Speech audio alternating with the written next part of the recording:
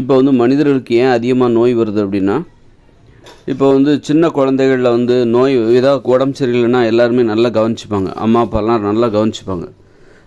எந்த வேலையும் செய்ய வேண்டாம், படுத்து ரெஸ்ட் எடு, வேலைக்கு என்ன வேணும் என்ன வேணும்னு கேட்பாங்க. ஒரு வேலையும் செய்யாமல் நல்லா பார்த்துப்பாங்க, அக்கறையாக பார்த்துப்பாங்க, ரொம்ப அன்பாக பார்த்துப்பாங்க. அதனாலே பார்த்தீங்கன்னா இந்த சின்ன குழந்தைகளுக்கு நமக்கு காய்ச்சல் வரணும் அப்படின்னு கூட நினைப்பாங்க.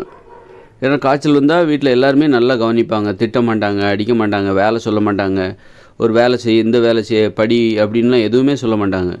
நல்லா படுத்து ரெஸ்ட் எடு அப்படி வேலைக்கு எல்லாமே அந்த ஏதாவது ஒரு நல்லா கவனிச்சுப்பாங்க. வேலைக்கு ஏதாவது பத்திய சாப்பாடு, ஏதாவது கஞ்சி அப்படி இப்படின்னு ரொம்ப நல்லா கவனிச்சுப்பாங்க. இந்த அன்புக்கு ஆசைப்பட்டுட்டு நமக்கு காய்ச்சல் வராதா அப்படின்னு, காய்ச்சல் வராதா, உடம்பு சரியில்லாமல் போகாதா அப்படின்னு ஆசைப்படுற குழந்தைகள் இருக்கிறாங்க. நிறைய பேர் குழந்தையாக இருக்கிறவங்க அந்த மாதிரி ஆசைப்படுவாங்க நிறைய பேர். அப்புறம் ஹாஸ்பிட்டலுக்கு போனோம், அவங்க ஊசி போட்டால் கூட அதெல்லாம் ஒரு வித்தியாசமான அனுபவம். அது தானாக வந்து காய்ச்சல் வந்தால் தான் உண்டு. காய்ச்சலோ உடம்பு சரியில்லாமல் போனால் தான் அந்த மாதிரி வித்தியாசமான அனுபவம் கிடைக்கும். நல்லா பார்த்துப்பாங்க, என்னாச்சு.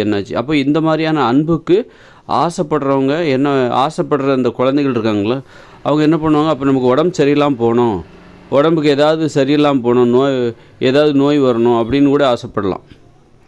அதனால தான் பிற்காலங்களில் பார்த்திங்கன்னா நோய் வருவதற்கு அது ஒரு காரணமாக கூட இருக்கலாம். நோய் வருவதற்கு இதுவும் ஒரு காரணம். ஏன்னா நோய் வந்தால் நம்மளை எல்லாருமே நல்லா பார்த்துப்பாங்க அப்படிங்கிற அந்த பதிவு சின்ன வயசுலேயே அவங்க மூளையில் பதிஞ்சிருது. ரொம்ப ஸ்பெஷலாக கேர் எடுத்துப்பாங்க. ஏன்னா இந்த உலகத்தில் உங்களுக்கு அன்பு கிடையாது, பாசம் கிடையாது, ஒரு ஒரு உறவு முறைய நட்பு எதுவுமே இல்லாத இந்த இயந்திர அறிவியல் உலகில் அப்போ அன்புக்காக ஏங்குகிற அந்த அன்புக்கான ஏக்கம் வந்து எல்லாத்துக்குமே இருக்குது. அப்போ இயல்பாகவே வந்து இங்கே வந்து உடம்பு சரியில்லாமல் போனால் தான் ஒருத்தருக்கு அன்பு கிடைக்கும், பாசம் கிடைக்கும், எல்லாருடைய அக்கறையும் அரவணைப்பும் கிடைக்கும் அப்படிங்கிற நிலைமை இங்கே வந்து போச்சு. ஆரோக்கியமாக இருந்தால் எல்லோரும் அவங்க வேலையை பார்க்குறாங்க. மற்றபடி ஒன்றா உட்காந்து அன்பாக பேசுகிறது, ஒரு நல்ல நட்பு கிடையாது, ஒரு அம்மா ஒரு பாசங்கிறது அன்புங்கிறது எதுவுமே இல்லை. எல்லோரும் தனித்தனியாக இருக்காங்க, தனித்தனியாக அவங்கவுங்க வேலையை பார்த்துட்டு பணம்னு ஓடிட்டுருக்காங்க, அல்லது மொபைல் ஃபோன் டிவின்னு சொல்லிட்டு எல்லோரும் தனித்தனியாக இருக்காங்க. அப்போ அன்பு பாசங்கிறதே இல்லாத உலகமாக இருக்குது. அதனால தான் வந்து சரி உடம்பு சரியில்லாமல் போனாலாவது அந்த அன்பு கிடைக்காதா அப்படிங்கிற அந்த ஆசை வந்து நமக்கு உடம்பு சரியில்லாமல் போனால் எல்லாருமே நம்மக்கிட்ட அன்பாக இருப்பாங்க அப்படிங்கிற ஒரு வினோதமான ஒரு புரிதல், ஒரு தவறான புரிதலாக கூட இருக்கலாம். அந்த மாதிரி வந்து அப்போ அதுதான் வந்து பிற்காலத்தில் வந்து நிறைய பேருக்கு நோய் வருவதுக்கு காரணம். நோயை நேசிக்க ஆரம்பிச்சிடுவாங்க. ஒரு நோயாளியானால் நமக்கு நிறைய அன்பு கிடைக்கும், பெற்றவங்களோட ஒரு அக்கறை கிடைக்கும், அப்படிங்கிற ஒரு நமக்கு ஸ்பெஷலாக நமக்கு வந்து ஸ்பெஷல் ட்ரீட்மெண்ட் கொடுப்பாங்க. அதாவது வித்தியாசமாக நம்மளை வந்து எல்லார் மாதிரியும் பழகாமல் ஒரு நோயாளிகளாக இருந்தால் எல்லாருமே நம்மளை கொஞ்சம் பரிதாபமாக பார்ப்பாங்க. ஒரு பரிதாபத்தை எதிர்பார்க்குற மனப்பான்மை இங்கே இருக்குது. நம்மளை எல்லோரும் பரிதாபப்படணும் அப்படிங்கிறதுக்காக கூட நோயாளியாக மாறுவாங்க. உதாரணத்துக்கு நம்ம பெண்கள் எடுத்துக்கோங்க. பெண்கள் வந்து நாங்கள் பெண்கள்னு சொல்லி வேலைக்கு போகாமல் வீட்டிலே இருக்காங்க.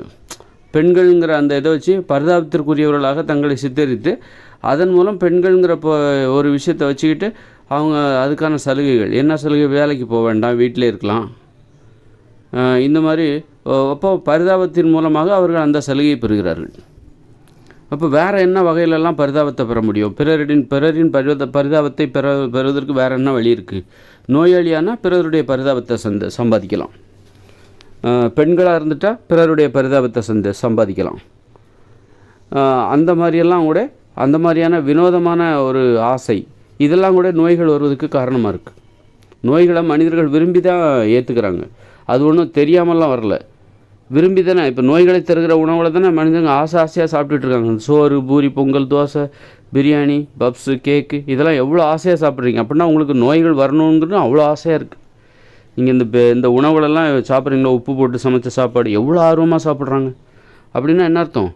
நோய்கள் வரணும்னு இவங்களுக்கு அவ்வளோ ஆசை, அதனால தான் அவ்வளோ ஆசையாக சாப்பிட்றாங்க.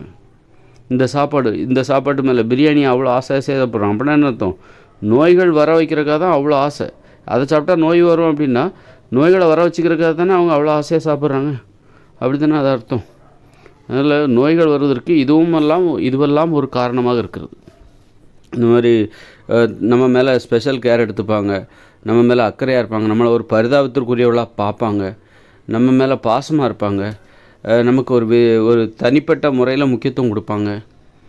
இப்படி பலவிதமான காரணங்கள் வந்து இதுவும் வந்து நோய்கள் வருவதற்கான, நோய்களை மனிதர்கள் விரும்பி வரவழைத்துக் கொள்வதற்கான ஒரு காரணமாக இருக்கிறது.